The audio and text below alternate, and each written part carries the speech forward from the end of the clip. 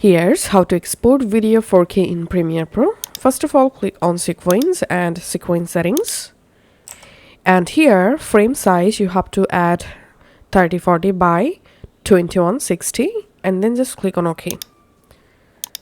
And after that, go to File, Export, Media, or you can just press Ctrl M on your keyboard to get these export settings. Here, first of all, click on Format, and here you have to select H.264 and click on Preset, and here you have to select Match Source Adaptive High Bitrate, and then click on Output Name, and you can select a location where you want to export your video, and you can change the rename of the video.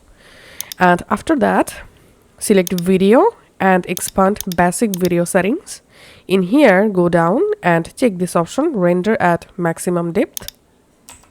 Now scroll down and under bitrate settings, here bitrate encoding, you have to select VBR1 pass and then just click on Export.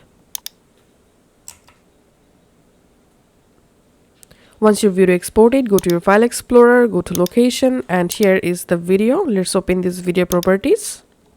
And as you can see, this is a 4K resolution video.